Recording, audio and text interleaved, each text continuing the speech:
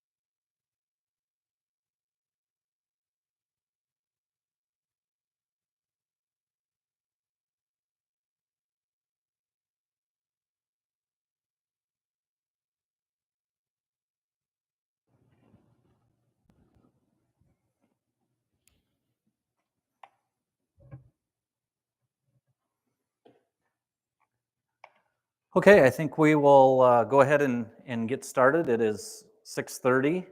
Good evening. My name is Eric Hortness, Executive Director of the Greater Madison Area Chamber of Commerce. Tonight's forum is an opportunity for everyone to learn more about the candidates we have running and their opinions on some of the upcoming issues. Tonight's forum is sponsored by the Greater Madison Area Chamber of Commerce Governmental Affairs Committee. I would like to personally thank the committee members for all their efforts in putting the forum together. We appreciate each person's attendance here this evening and also welcome those watching the live stream on the Chamber's YouTube channel and also listening on KJM Radio. Special thank you to our candidates who are here this evening so that we may be informed voters as we head to the polls. Finally, thank you to DSU for allowing us to use the Thunheim Classroom building for the event. The forum format for tonight is as follows. We'll begin with the county commissioner candidates, followed by state representative candidates. There are 4 candidates running for 3 open county commission positions: Charlie Johnson, Adam Layton, Deb Reinecke, and Dennis Slaughter. Candidates will be given 2 minutes to introduce themselves, explain their qualifications, and summarize what issues are important to them. Questions asked of the candidates tonight are questions submitted from the audience either ahead of the event or turned in during the event. And there's clipboards, and one of our committee members has clipboards too. So if you have questions, go ahead and raise your hand and they'll bring you a clipboard. Those watching the YouTube stream can also submit questions, and we'll try to get to as many of the questions as time allows. Each candidate will have 90 seconds to answer the question. In conclusion, each candidate will be given 1 minute for their final comments and closing remarks. Phone courtesy, please turn your cell phones off or on vibrate so that you don't interrupt the event. We do have a timekeeper sitting in front of the candidates. She has a time cards that list when 30 seconds remain, 15 seconds remain, and when your time has expired. So let's get started with the introduction of the candidates. We'll start directly to my left and just work down the line. We'll start with Charlie Johnson. In 2 minutes, please tell us about yourself and what personal qualities and experience you have that make you a good candidate for county commission. Well, hello, I'm Charlie Johnson, and I'm an organic grain farmer from Orland Township. I've been a lifelong resident of Lake County. Been a former county commissioner from years ago. Been involved with numerous organizations, mostly agricultural in nature. I take an interest in public issues and community issues. I think 4 of the major subject areas that will be affecting the county commission in time to come is our road situation. Secondly is public safety. Thirdly is pipelines or linear transmission lines. And 4th, although the county doesn't have a direct effect on it, our unfair tax system, which in essence goes back to affect those 3 areas that I just mentioned. And most importantly, any issue that is brought before the commission by the public is important to that person, to that neighborhood, and from that party. So I like to think that we can be problem solvers, we can be a hearing voice, and we can also be proactive in solving situations and issues that need to come before the county commission itself. I think it's important that we maintain an open house, an open way of discussing things, and learn from each other. There is no right or wrong answer. There's only answers and questions that are never discussed. That needs to be addressed. So thank you for your time. And also I want to thank the Chamber for putting on this event, and for those that are watching and listening live stream. Appreciate your involvement, and we look forward to a good evening. Thank you. Next will be Adam Layton. Hi, I'm Adam Layton. I'm a farmer by Rutland. I am been on the school board. I'm currently on the Rutland Township board also, and been a commissioner now for almost 4 years and really enjoy what we're doing and know there's a lot of things that need to be addressed, the roads and where the money's going to come from to fix the roads. That's been a hot topic, and hopefully we can, find a way that we can address that. Thanks, Adam. Next up will be Deb Reinecke. No. Did I turn it on? Well, it's the green light on. Hello. Oh, there we go. Hi, I'm Deb Reinecke, and I currently sit on the Lake County Commission. Born and raised in Madison. My husband and I have a gravel pit east of Madison. We have 2 children. We all attended Madison High School. I worked for Lake County from May of 1990 through December of 2016, where I got a wild hair up my rear end and decided I wanted to be a county commissioner. And I will be ending my 8th year, and hopefully I am voted back in to get 4 more years, because there's a couple things I'd like to continue working on with our computer system for the county. And our main problem is roads right now, and we're struggling with our budget. I wish I knew where that money tree was, but we just have to be very careful on how we spend our money. And I'm hoping for your vote. Thanks to the chamber for doing this, and I do love my job. And last candidate is Dennis Slaughter. Good evening. Thank you, Chamber, for sponsoring this event. I'm Dennis Slaughter. I have lived in Madison since 1972. I came out here when my dad was transferred out here to start a new industry out here. And at that time, Madison had just lost Morel's shortly before that, and about the only manufacturing there was in Madison at that time was Gurdon's, that was building trailer houses at that time. So in the years that I've been here, I've seen a lot of change, a lot of economic development, and a lot of growth in Madison and the area. And I really have come to love this area. It's where I chose to raise my family. And I currently now I run a family-owned small manufacturer here in Madison. My daughter works for me, and Mike Huseman, and between the 3 of us, we get a lot of work done. The 2 of them get a lot of work done. I have served as a county commissioner for, this is my 2nd term, and I'm going for my 3rd. I guess the biggest challenge that I see for us is where we find the funding to maintain the roads that we need to keep in our area for the growth that we would like to see. Thank you.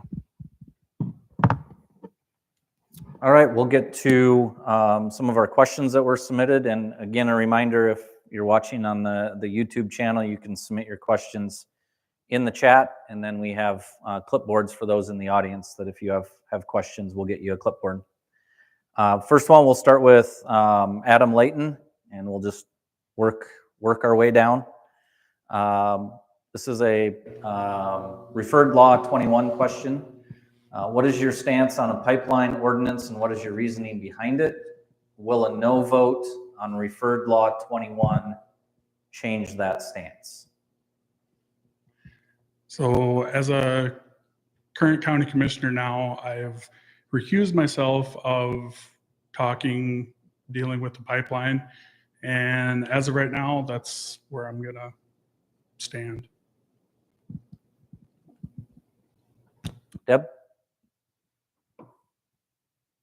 At the present time, as a Lake County Commissioner, I've been listening to a lot of concerns, learning a lot, doing a lot of research. So just because I'm not taking any action or saying anything doesn't mean I'm not listening. And also, if right now, I'm unsure as to the RL 21. Dennis, I'll kind of repeat the question for you and Charlie. What is your stance on a pipeline ordinance? And what is your reasoning behind it? And will a no vote on referred law 21 change that?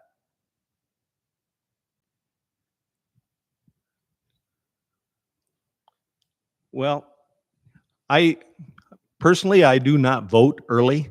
And the reason I don't vote early is because I like to wait until I've had a chance to look at all of the information.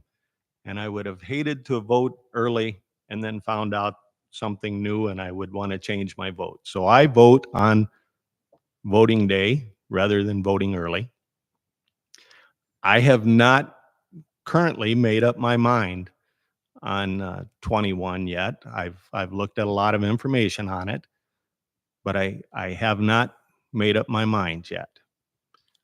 And I would think that if the way I decide to vote on 21 is going to determine if you support me or not, then I would maybe rather not have your support, because there's a lot of other issues out there besides 21.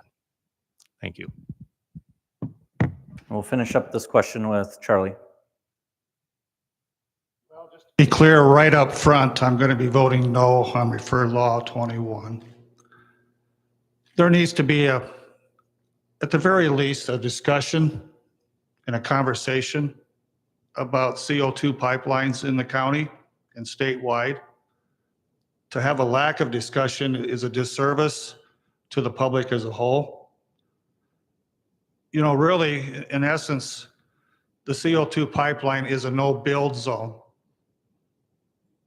That means any prudent party, business, or person should not be living or building within that corridor of that pipeline.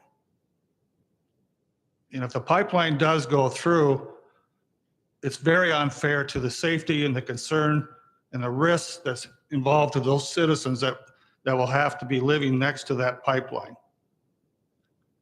CO2 is an asphyxiant. It will kill people if it leaks. And I've been a farmer long enough for 40 years that even the brand new combine leaks and breaks down at some point. And a pipeline will leak at some point, and the consequences of that leak will be catastrophic for the county. Thank you. Next question, we'll start with Deb. If referred law 21 passes, do you acknowledge your authority as a county commissioner will have been drastically limited? What will you do to preserve your authority? Until that time comes, I really am unsure. And it depends upon if RL 21 passes or not. I know the public votes us in on safety concerns and our feelings and stuff, but RL 21, it's a tough law, I think, and I don't know. I'm just very unsure about this. Dennis? If referred law 21 passes, do you acknowledge your authority as a county commissioner will have been drastically limited? And what will you do to preserve your authority?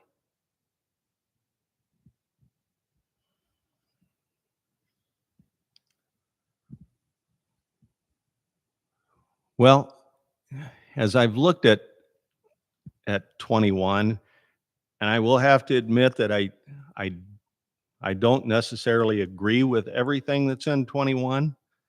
But there are some points in 21 that I agree with.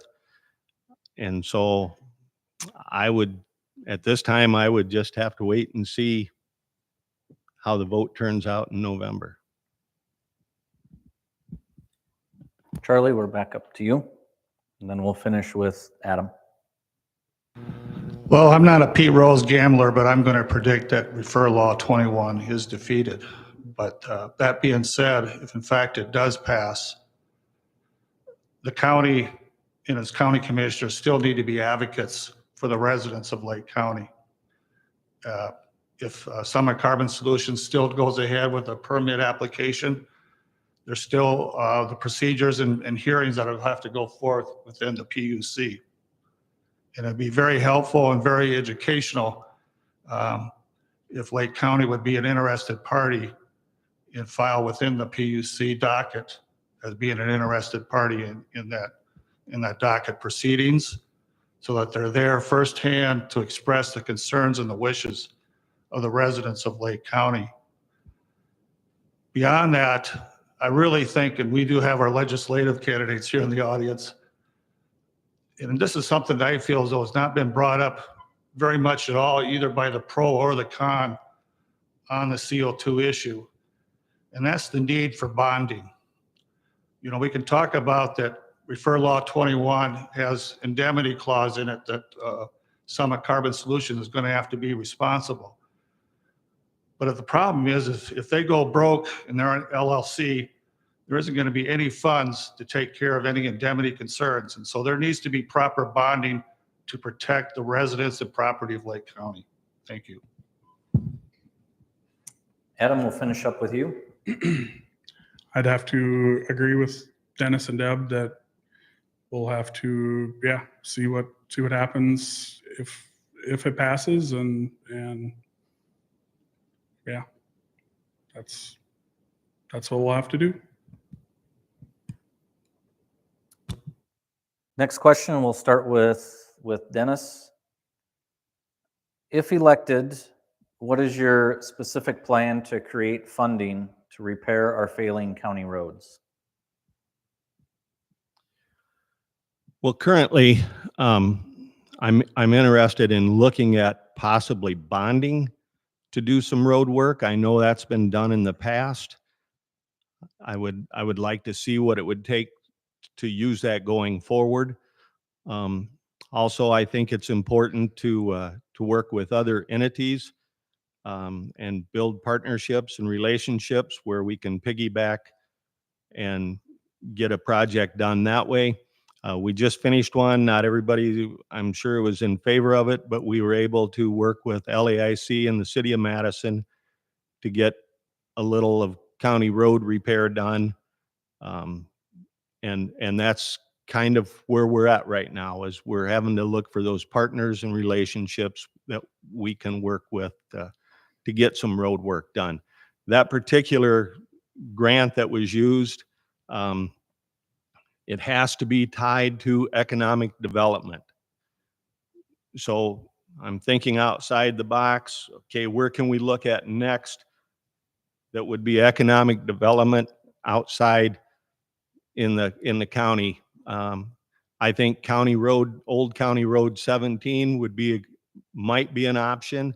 That's a well-traveled road going north and south to the bean plant and to the corn plant. Charlie, we're back to you. If elected, what is your specific plan to create funding to repair our failing county roads? Well, first of all, I think we need to have a realization that the most important mile of road to any person is that first mile right outside their garage door. Secondly, I think we need to come up with a long-term plan, a 10-year plan. I would be in favor of trying to implement the road and bridge levy. But before we do that, I think we need to have a comprehensive review and study and input by all corners of the county.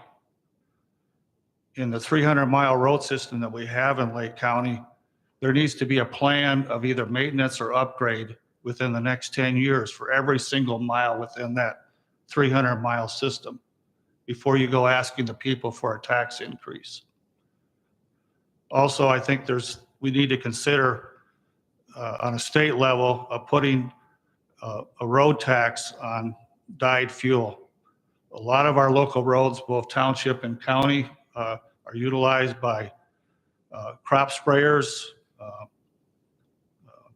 large tractors, and it's important that we have safe roads in the township and county level for those implements.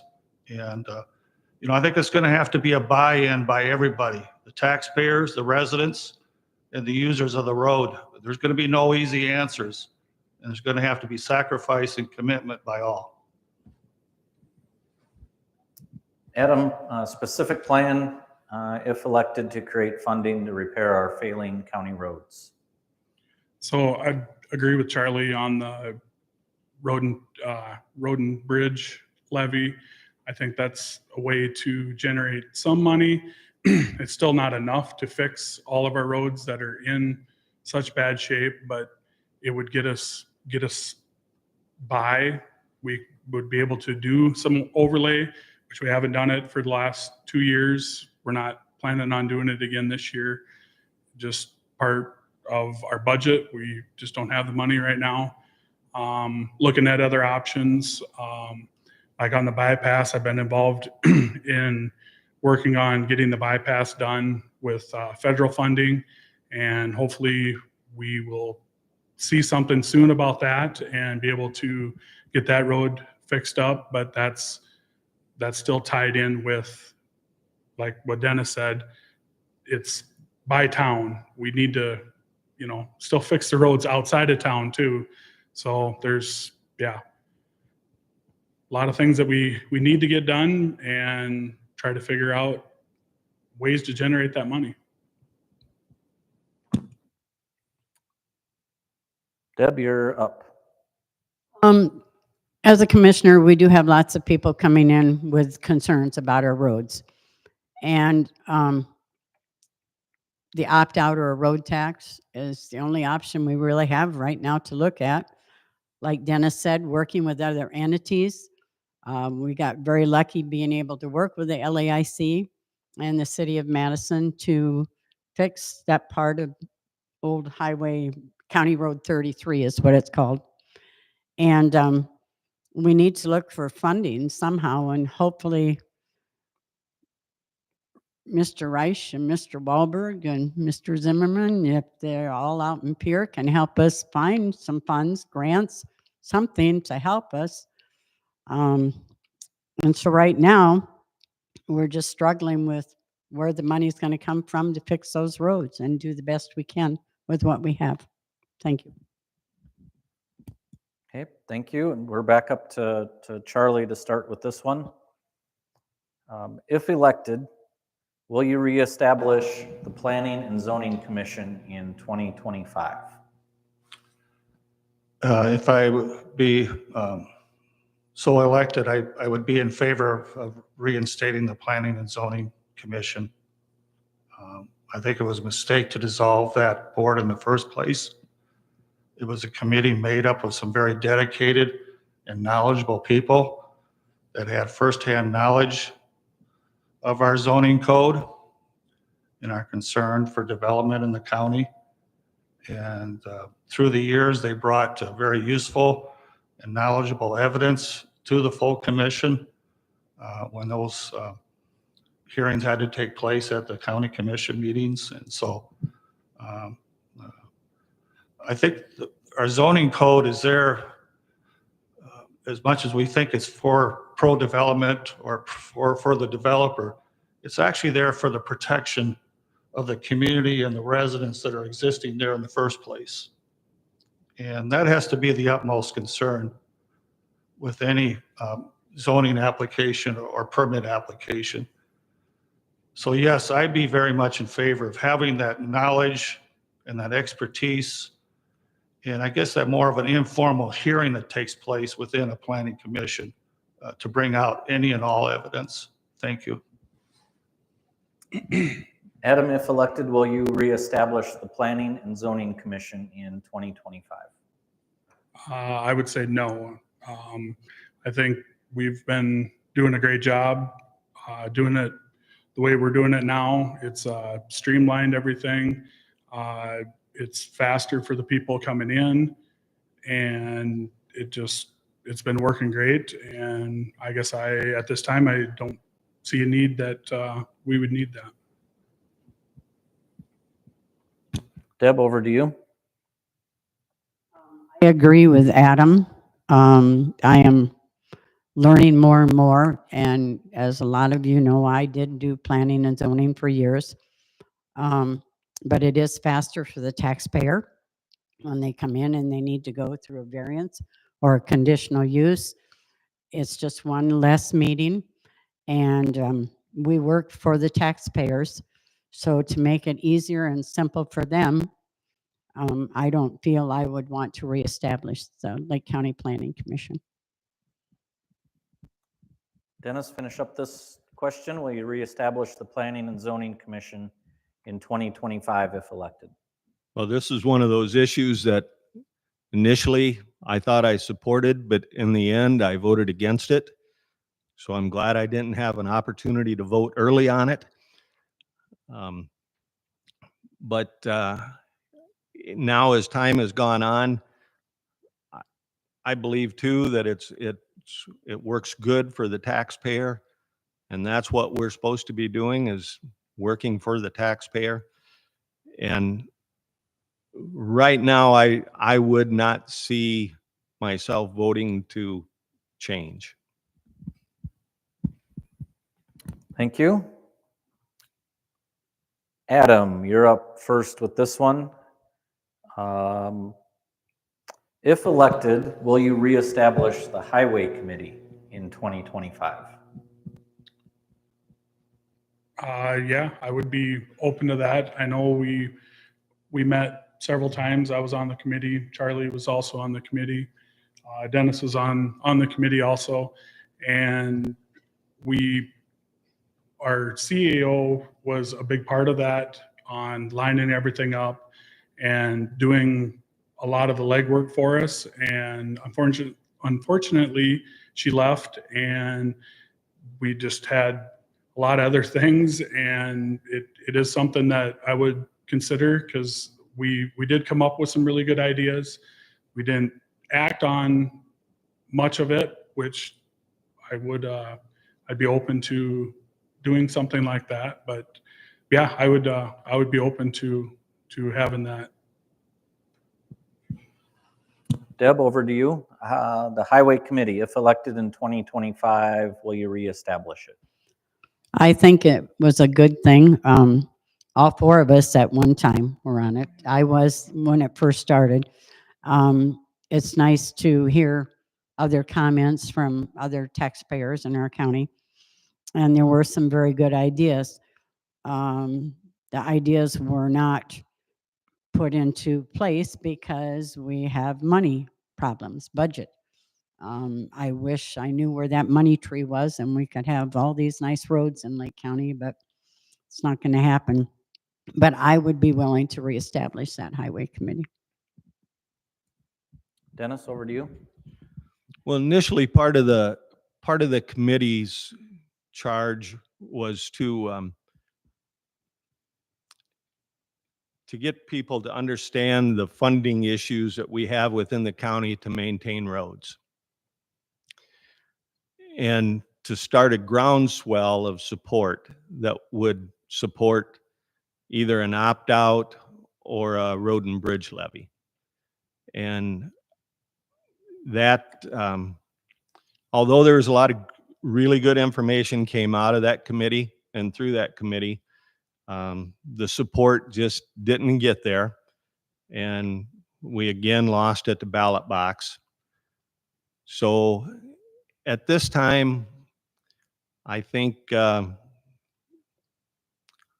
would probably like to wait a little while before bringing back the Road and Bridge Committee, and do a little more research and background before we move forward with anything. Thank you. Charlie, finish up this question. If elected, will you reestablish the Highway Committee in 2025? Well, first of all, I didn't know the committee was dissolved,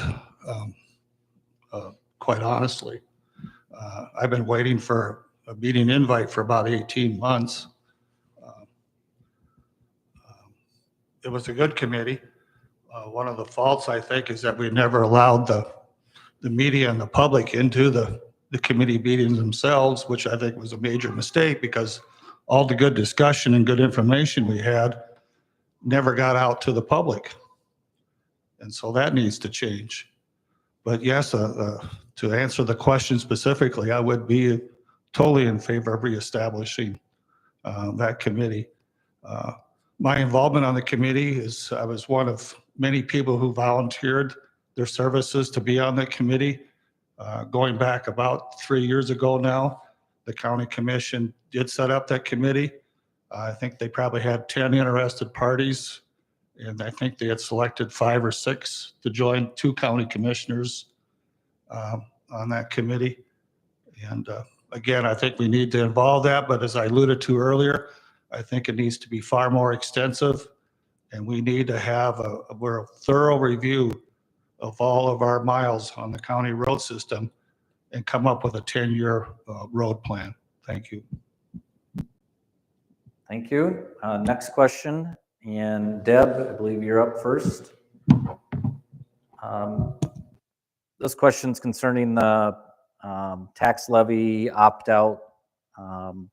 In the past, public meetings were held to discuss a possible $1.6 million tax levy and/or a $1.6 million opt-out. What was the reasoning behind voting to approve a $2.8 million opt-out when a $1.6 million tax levy for the highway department was receiving public acceptance? At commission meetings, we discussed that, and to do the roads that we wanted to do and the cost of materials, that's why it was jumped up to that 2 million.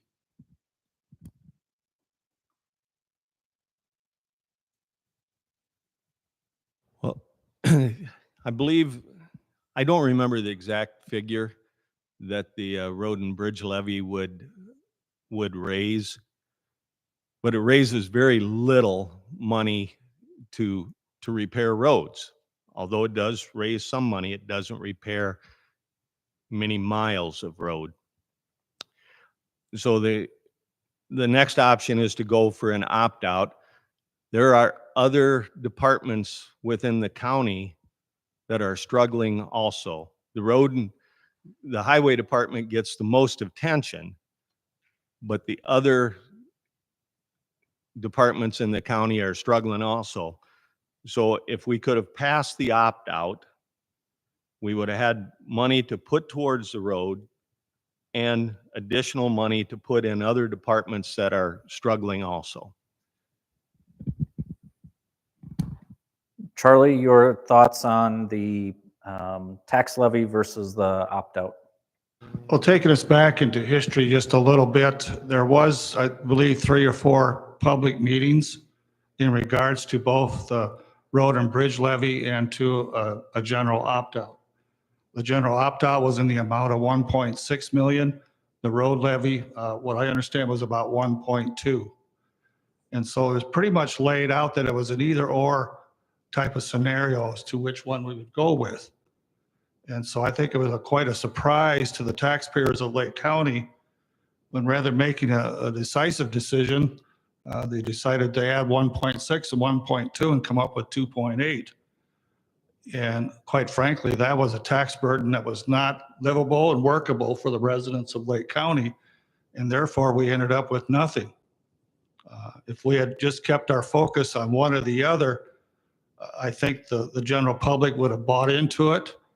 I would have preferred that we had gone with the 1.2 million on the road and bridge levy, because it would demonstrate quite clearly to the public that you were going to do something with the money, and that was to improve the roads. As far as making the county system itself as a whole, we got to get back to the unfair tax system that we have today. And I look forward to that discussion in the next session. Adam, last with this question. So yeah, Charlie was right. The 1.2 million, which after the cities and or is it just the cities get some? It was only going to be about $1 million that the county would get, and that's where we felt it wasn't. It's some, but it's not the amount that we need to get these roads fixed and we thought that, yeah, we need more money so we can get these roads fixed faster, because our studies have shown that a road only lasts 20 years, and we don't have many roads that are in good condition right now. So we need to try to get caught up. And so that's why we were going for more money. And I think we still need to look at doing the road and bridge levy. Thank you. Next question. Dennis, you're up first. And this has to do with, we received a couple of different questions kind of centered around county employees. And so I'll kind of combine these two questions a little bit. Do you believe it's acceptable for county commissioners to curse and belittle county employees at public meetings or at any time? And what are your thoughts on the county employees' morale?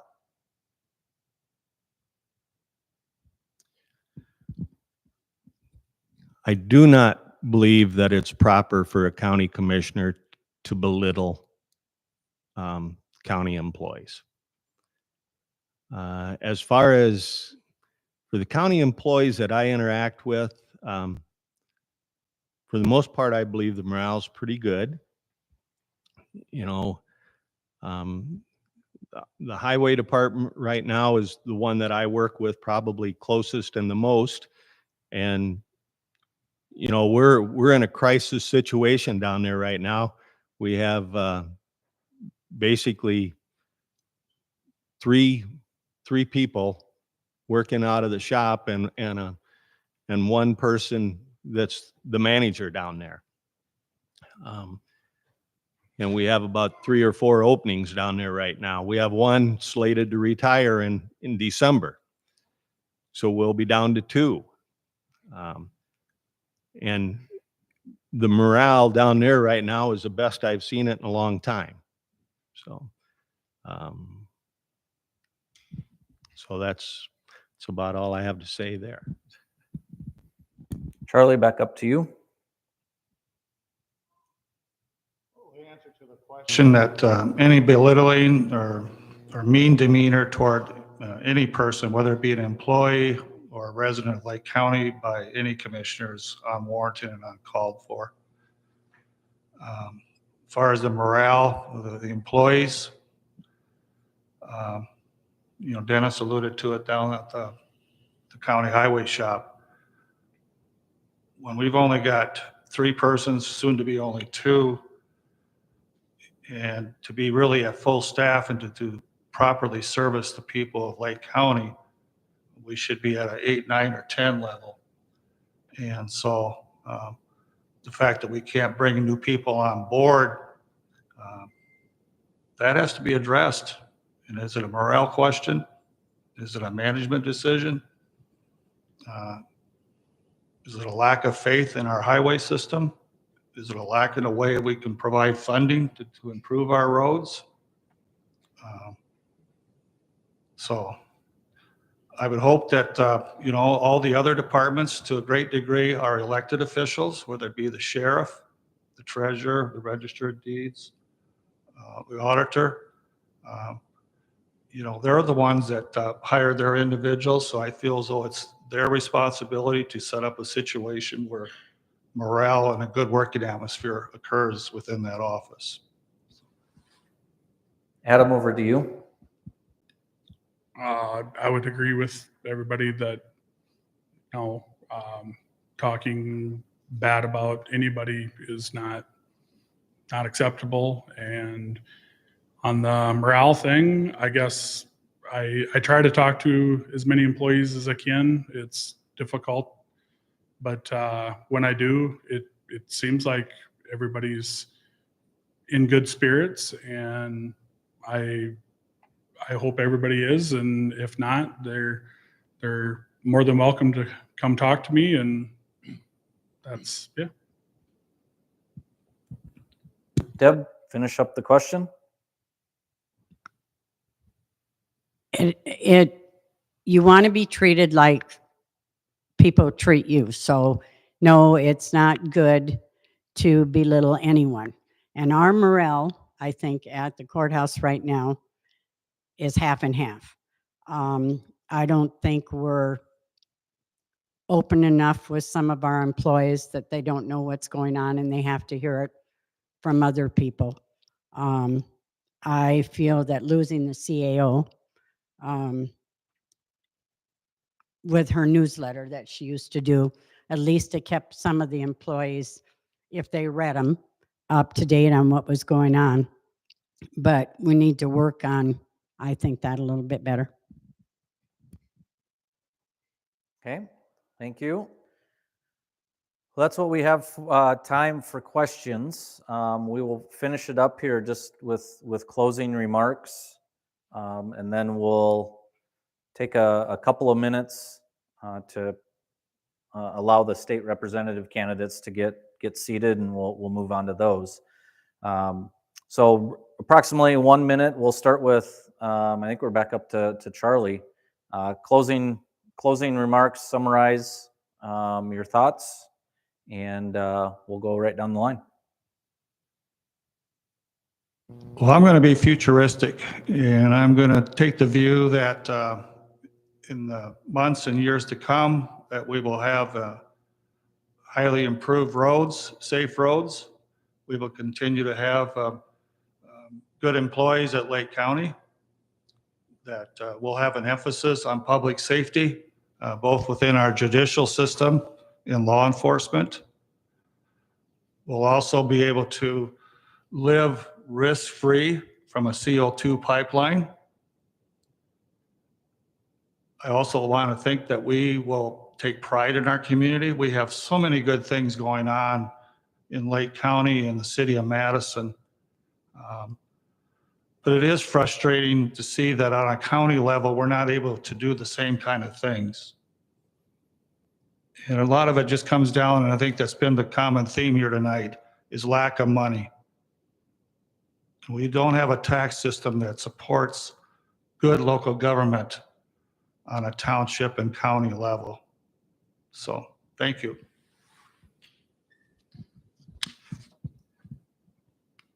So yeah, I would agree. I'd like to continue as a commissioner over the next 4 years. There's things that I feel that we've accomplished, but I'd like to see some of the things finished, like the bypass project, and trying to find money and get some of these roads improved.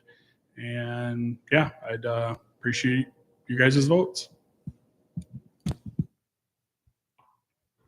Well, I would like to do 4 more years if I could, according to the public and the taxpayers. And there are some things that I feel we've accomplished, but there are a lot more we need to accomplish. We have gotten a new computer system, and we worked hard on that, and it's totally not finished, I don't think yet. And there's some other things with our roads, money. We need to work together with other entities, find grants, and hopefully Pierre will help us out. Thank you.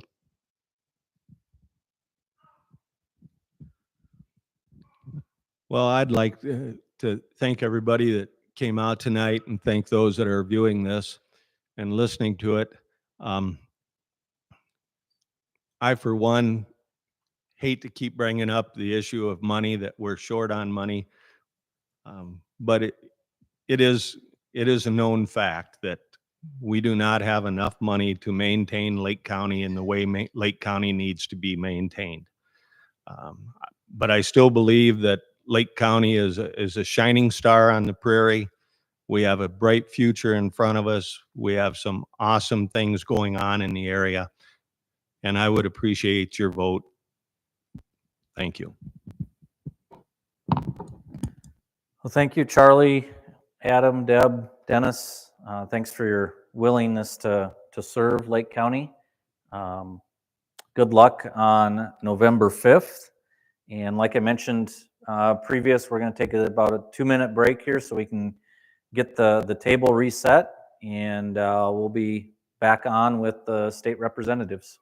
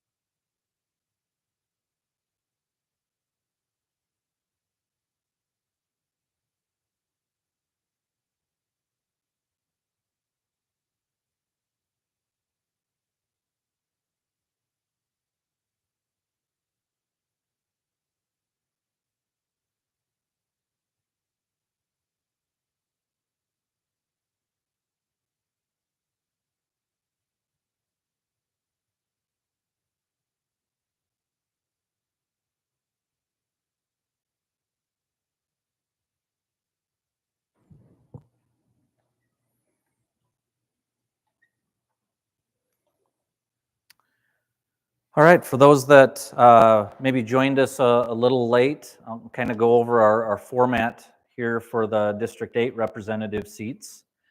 Similar to our county commission that just finished up, but we do have 3 candidates running for the 2 District 8 representative seats: Tim Reich, Tim Wahlberg, and Greg Zimmerman. Again, candidates will be given 2 minutes to introduce themselves, explain their qualifications, and summarize what issues are important to them. When we get to the questions, each candidate will have 90 seconds to answer the question, and we'll try to get to as many questions as possible. And then at the end, we'll give you each roughly a minute for final comments and closing remarks. Similar, again, to the county commissioners, we have a timekeeper sitting in front of the candidates. She'll let you know when 30 seconds are left, 15 seconds are left, and when your time is up. Let's go ahead and, before we get started, again, those that came in late, we do have clipboards available if anybody has questions. We do have a few that were submitted ahead of time, but if you do have questions to submit, grab a clipboard, and we have a couple more back here too if you need one. Okay, getting started, introductions. We'll start with Tim Reich, and we'll just work down the line. 2 minutes, tell us about yourself and what qualities and experience you have that make you a good candidate for District 8. Thanks, Eric, and thanks to the Chamber for sponsoring this tonight. My name is Tim Reich. I'm from Howard, 20 miles west of here. My wife Ann and I have 5 kids and 10 grandkids. And you start thinking about the future a lot, you know, when you're first married and later on. But I think when you have grandkids, you really start concentrating on what can you do to make things better from them. I got elected 2 years ago. Appreciate the support of this district. So I'm just in my first term, and so I'm running for re-election. These terms are short. You're either running every year or you're getting ready to run the next year. I think my experience, I was elected county sheriff at age 24 over there in Minor County, and re-elected 4 times after that. And so kind of a public service guy. I joined the National Guard at age 20, and they didn't get me out of there till I was 60. So a lot of public service in my background. And right now I serve as a Minor County Veteran Service Officer, trying to help veterans get the benefits that they've earned. In the legislature, I serve on the House Education Committee. Worked real hard at trying to develop ways to make education interesting, to attract more teachers, to keep tuition low for our public institutions. I'm also on the House Judiciary Committee. I served at the state government level on the cabinets of several governors. Running the Department of Corrections was one of the things, so between being sheriff and corrections secretary, that's helpful in judiciary. And then House Military and Veterans Affairs, which I chair. So I'd appreciate consideration for another 2-year term. Thank you. Tim Wahlberg, you're up. Well, thank you, Eric. I'd like to thank everybody for coming today and the opportunity to visit. My name is Tim Wahlberg, and I grew up in Watertown. I'm married with my wife, Deb, who's here, and we have 2 children, Alex and Kaylin. They're both out of school, out of post-secondary education. They have their own jobs and starting their own life. I have 32 years of public service experience. 30 of those years were in law enforcement. I loved law enforcement work from the day that I started until my retirement January 8th of last year. Within law enforcement, I held several positions with the City Police Department, but more with the Sheriff's Office. Most of my 30 years has been all with the Sheriff's Office. And the last several years in Lake County, and I was fortunate by our county commission after Roger Hartman retired to be appointed sheriff, and so subsequently run for election and was elected. Within the Sheriff's Association, I held several different positions, But more importantly, what was challenging for me and that I thought was really rewarding is working with our committee and with the legislature. I ended my sheriff's term as president of our South Dakota Sheriff's Association in 2022, and somebody else took over in 23. But during all those years, working with the legislature, while we didn't agree on everything, we tried to form a bond to work together for the future.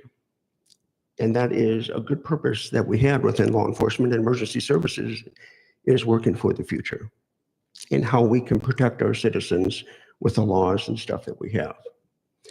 So that is a lot of my driving force to seat the legislature, is to be on the other side of the table and make those good decisions and positive impacts that we can for our community.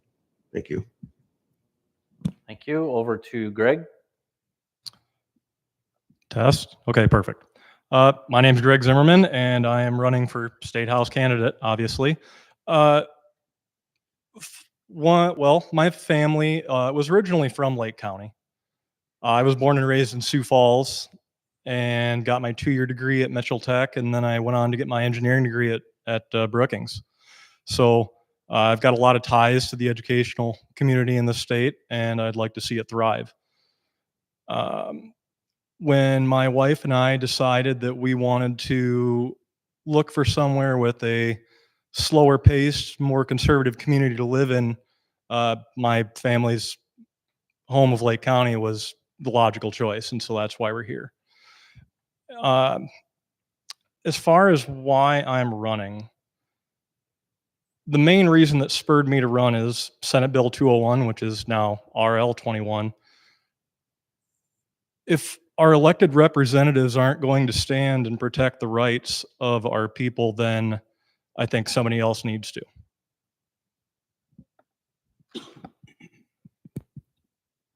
Thank you. We'll get into the questions that we have submitted. And if there's anybody on the YouTube channel that has a question, go ahead and submit that in the chat, and we'll try and get to that question as well. But first question, we'll start with Tim Wahlberg. And it refers to Senate Bill 201. Do you support Section 6 of Senate Bill 201 that changes current law by taking away local county government authority and transferring it to the state PUC?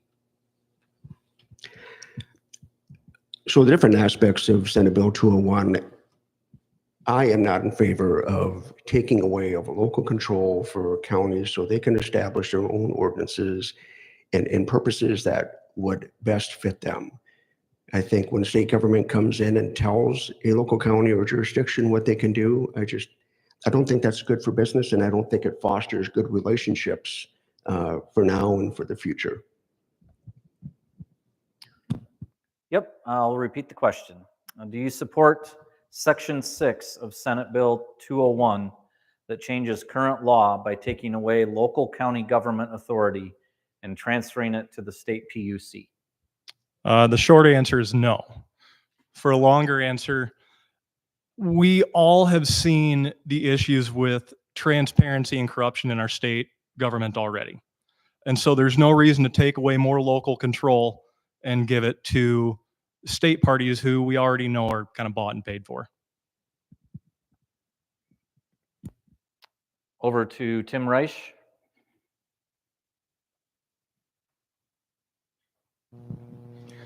Okay, so we're just talking about Section 6.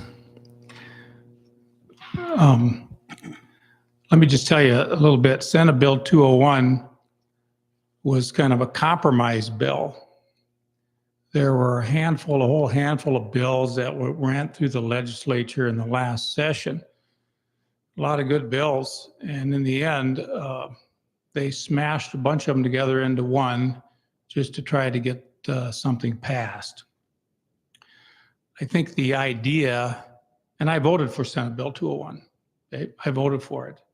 There's a lot of rights for landowners in that bill.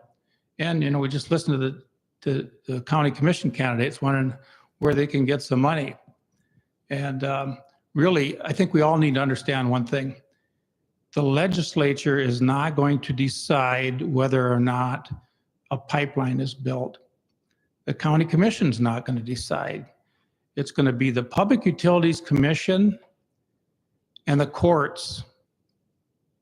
Those are the two entities that are going to decide whether we're going to have a pipeline built in South Dakota. So far, the pipeline companies have failed on both fronts.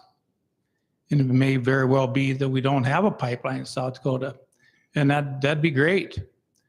But if we do have a pipeline in South Dakota, I think we need to do the best job we can to protect the rights of landowners and to possibly give the counties some funding. It should be $1 million a year for Lake County if Senate Bill 201 were to stay in place. Okay, thank you. Next question, and we'll start with Greg. Instead of the normal talk about tax decreases in Pierre, would you be willing to create legislation that would allow a portion of the current state tax to go back to the counties, thus helping the county funding issues? Well, as a libertarian candidate, of course, I'm always going to be for lower taxes. As far as the intricacies of transferring tax funds between state and county, I don't really know the specifics or the advantages or disadvantages of that. That would take something that would be take a lot more investigation on my end before I'd say that I wholeheartedly supported it one way or the other. Tim Reich. Thank you. Well, last year, I was appointed to a summer study committee on county funding. And, Lake County gives a lot of great examples of why this needs to be looked into. The prices of everything goes up, equipment, gravel, bridges, culverts, everything, labor, everything is up. And the counties, I really empathize with the counties. This year, the reason I'm in this get-up is because I just raced back. I left about 40 minutes early from a committee in Pierre today, and I've got another one tomorrow on property tax methodology. The bottom line of this thing is that really the pathway, nobody wants to pass a new tax, and so I think the pathway forward for counties is for the state to find money within its current tax structure, and I think they can. When Governor Dugard got elected, I was on Governor Rounds' cabinet, Secretary of Corrections. We were going into a recession at that time, and Governor Rounds directed everybody in his cabinet to cut 10% from their budget of general funds. And when after the election, Governor-elect Dugard come in and said, you're all going to cut 15% of general funds. And it was a difficult task, but we all did it. We were all able to do it. What's that tell me? That there is money there. I think the pathway forward for the counties is for the state to figure out how they can cut their budget or redirect some of the, as a question asked about some of the state taxes that are available. That's the pathway forward for the county. The state's got to help them out. Nobody wants an income tax. Tim Walberg, I'll repeat the question. Instead of the normal talk about tax decreases in Pierre, would you be willing to create legislation that would allow a portion of the current state tax to go back to the counties, thus helping the county funding issues? I am not a man that likes to increase taxes or create a new tax. However, Representative Mills, a couple years ago, there was some funding that was left over from COVID funds that the state never spent. And Representative Mills showed up at a county commission meeting one evening and talked about a bill that he tried to introduce to allow some of those funds to go back to the counties for roads, which could have been through a grant process, application through the state. But what a great way to spread those resources back to the county. And that is something that I filled out in a questionnaire as running for this position. If there's a way that we can utilize the resources that we already pay for, that we already spend in taxes, to try to help other people out, because everybody in the state has a problem with roads. So why can't we utilize those funds through granting purposes to help those counties out? Thank you. All right, next question, and we'll start with Tim Reich.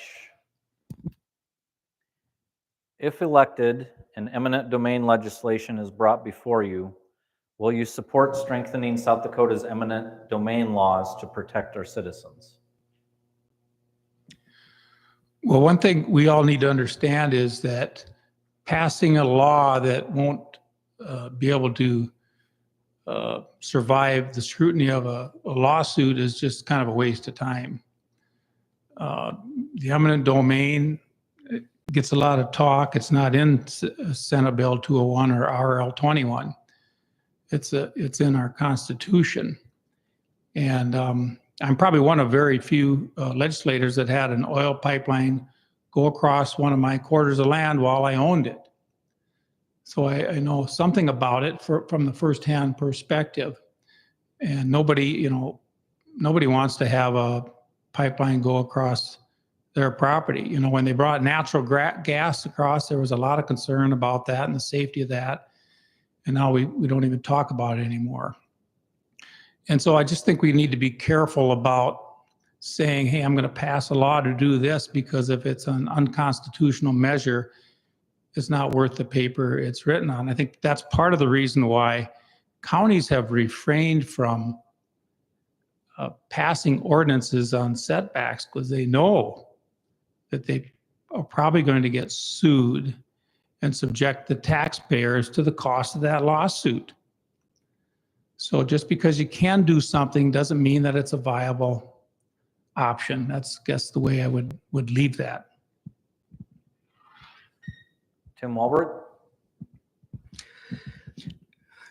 I know eminent domain is on the books, and the last years of my sheriff in Lake County, some of the most memorable things started coming up is how we were going to protect the people with the eminent domain. And that really came to light in Brown County when they started crossing the land and damaging property for the purpose of what was going to happen. So that was the topic in our sheriff meetings, teleconferences. And I spent 30 years of my life protecting those people with the laws that we have in place. And I was proud that in most instances, we didn't create new laws when we could have just changed a current law that was there. But we're obligated by the court to protect those people and uphold the law. And it's the court's decision how that law gets applied and if there's a lawsuit that comes about that. But my 30 years was the most memorable, is protecting those people and working with the laws that we have. Greg, I'll repeat the question, if I can find it again. If elected and eminent domain legislation is brought before you, will you support strengthening South Dakota's eminent domain laws to protect our citizens? Absolutely. Eminent domain should never be allowed to be used for a privately held corporation to make more money. It is stealing the land from the people. If they don't agree to a price on it, then there shouldn't be an agreement. What the really frustrating part about this is that last year there was a bill put forth in the legislature to ban the use of eminent domain by carbon pipelines, and it was not voted in. And so I think that kind of shows the attitude of the past legislation and what needs to be changed about it.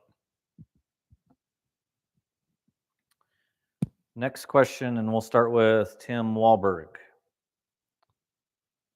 Do you value economic development of private corporations more over the rights of the people? If so, why? Well, I think I can answer that question just a little bit ago. I spent 30 years of my career protecting the people. However, I am so for infrastructure and development because that helps foster communities, brings development, increases the tax base. But my 30 years of protecting the people and what we did is what I've been proud of through that whole time. Greg, over to you. Economic development should never take precedence over people's personal and property rights. That's kind of what our country was founded on, was that your property is yours, and a corporation using the government to take it from you, to me, is just unconstitutional.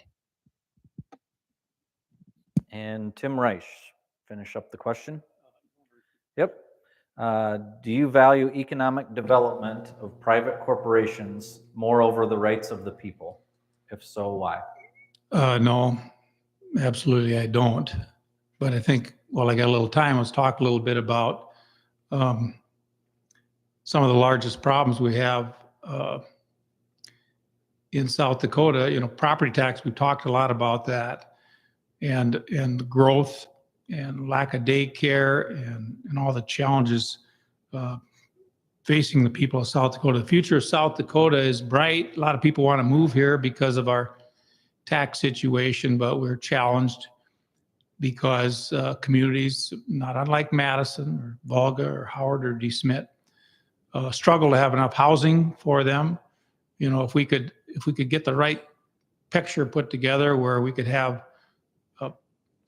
continue to assist and then assist in new ways for communities to tackle some of these problems, to add on housing availability and to create daycare opportunities and provide funding and low interest loans. I think that's something that's critical to the future. As we add new housing and bring in new businesses, we can bring in new employees and increase the tax base in all of our counties. And so I think it's something that maybe people didn't ask about, but I think it's important that we look to the future to create a broader tax base and keep our communities growing. Thank you. And I believe we're up to Greg starting off with this question. It's a IM 28 question. Do you support IM 28, the food tax bill? Why or why not? Well, in the last few years, I think we've all seen the increase in food and gas prices that make it more difficult to just earn a living. The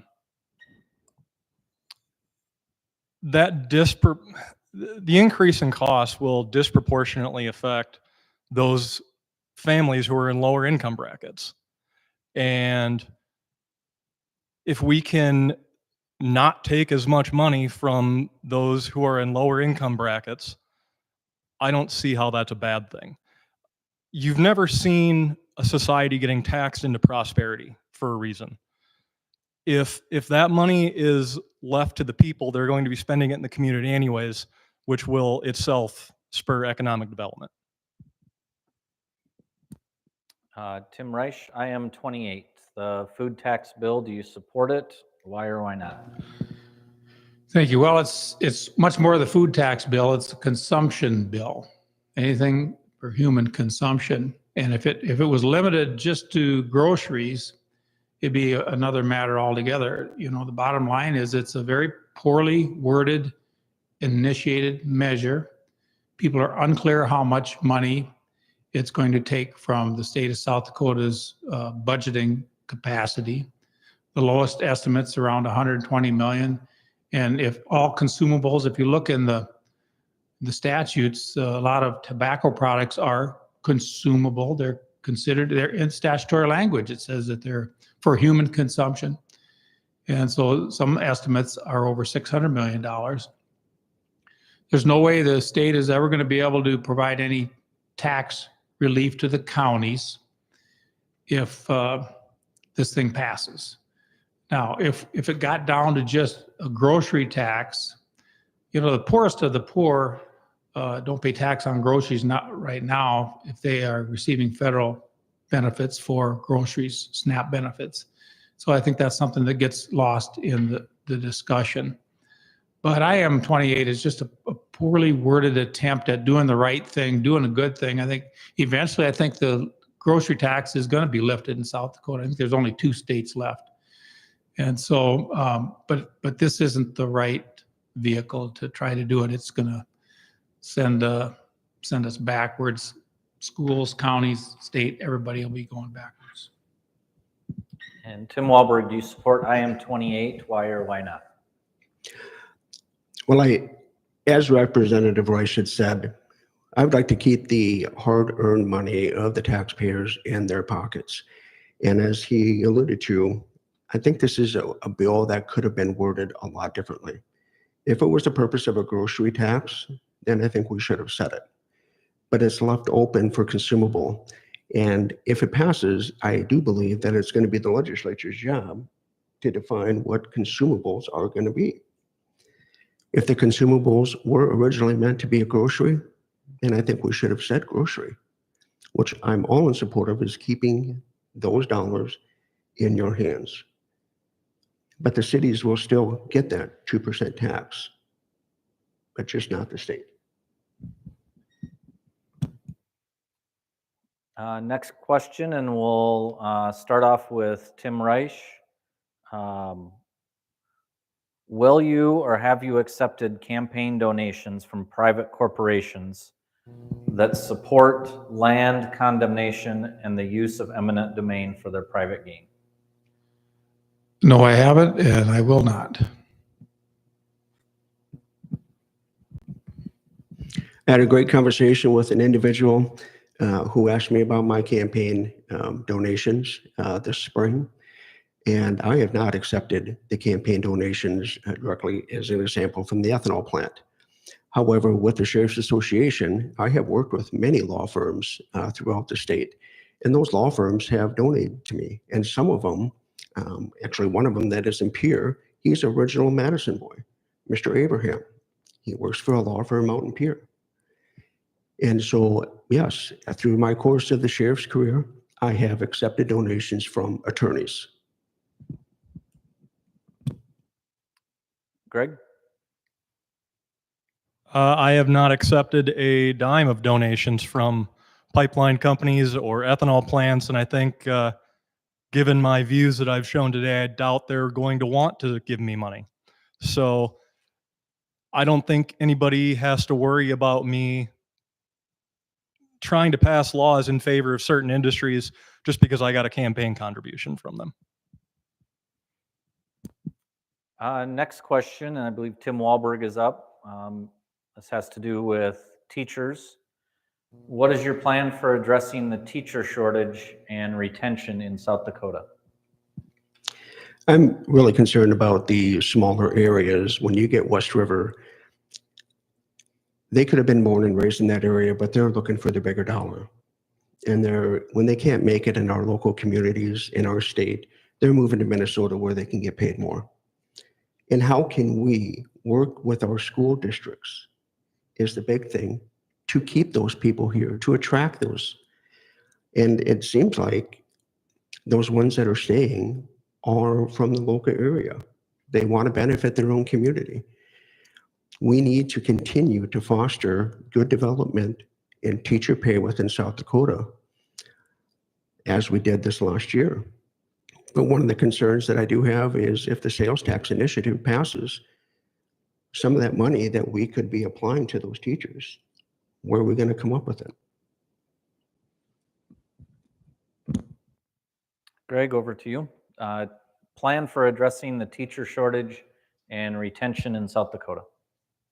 Well, my wife is actually a teacher in one of the local school districts here, so I have a little bit of a firsthand conversational knowledge about this. Tim Walberg is right. Teacher pay is a huge issue. We are losing teachers who aren't retiring, who are just leaving to go to other industries because they can move into an entry-level position and make more money. I don't know if that's the only issue, but it is one of the biggest ones. I think in all reality, the three of us sitting up here who have never been teachers probably don't have the expertise on this, and the teachers and daycare providers are the ones we need to be asking, how do we fix this?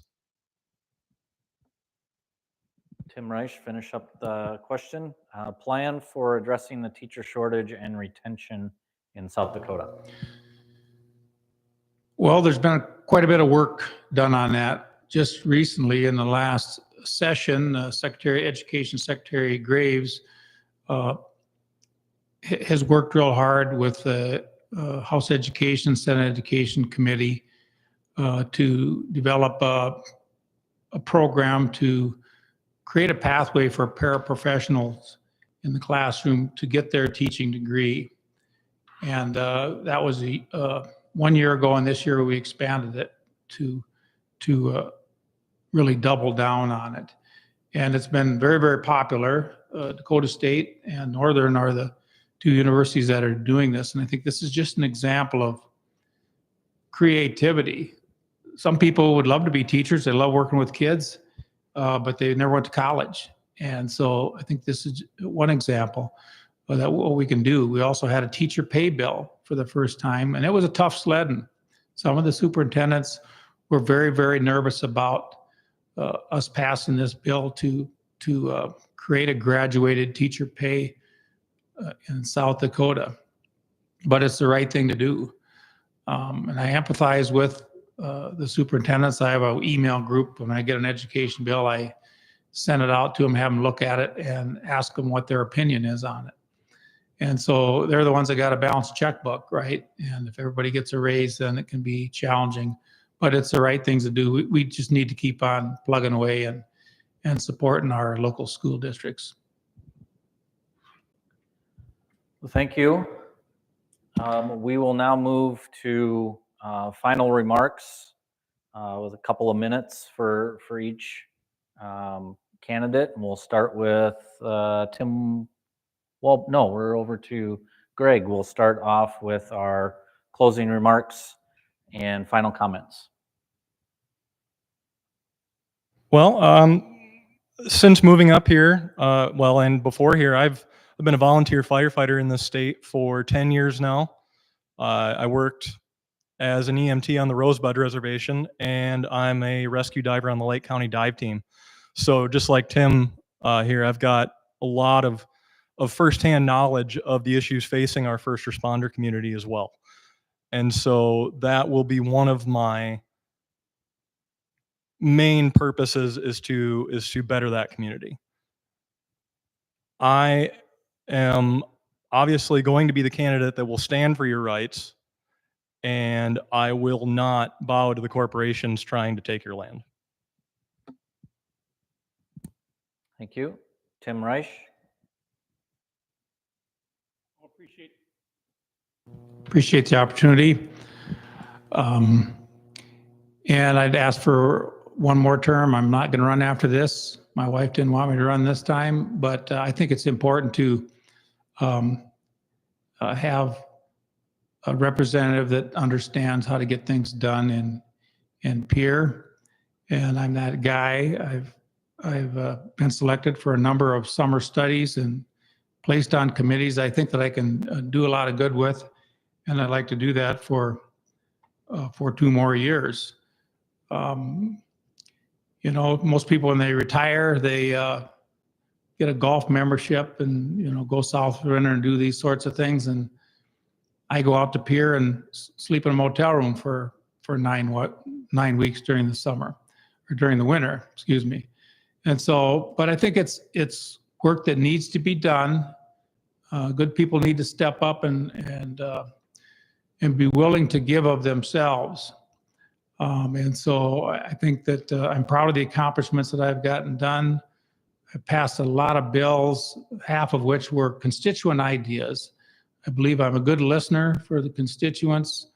And I see people in here, you know, Aaron over there, and we don't always agree on things, but I enjoy the difference of opinion and the civil discourse. And Charlie too, you know, we email back and forth a lot, but I feel like I'm a representative for all the people, and I would appreciate one more term. Thank you. And Tim Walrich. Well, I appreciate the opportunity to come here and speak with you and about my qualifications and when I want to represent you. I spent several years in public service, 32 years to be exact. I still do that today. I'm a paramedic at the Madison Regional Health Systems. And interestingly enough, I still get called sheriff today walking down the hallway and seeing people in the emergency room. And I still see people at their worst. But when they leave, I hope that I can see them at their best. And one of the things that resonates as sheriff is every time a budget cycle would come up, I would work with my bosses. And I have 3 of them that are sitting here today that absolutely despise when I called them a boss. Aaron was my liaison, Deb was my other liaison, and then Adam was a liaison. They're my county commissioners. They're people that I had to report to, but I also had to report to the public. And every time I had a chance to return those funds that they could be used somewhere else was important. And that's something that I want to bring to you and to continue to do. Thank you. Well, that ends our 2 candidate forums this evening. Thank you again to both our county commission candidates and our District 8 candidates for wanting to serve our area. Thank you to everybody that attended, watched on the live stream, and especially thank you to those who submitted questions. Remember, Election Day is November 5th. Have a great rest of your evening. If you're a baseball fan, go Dodgers.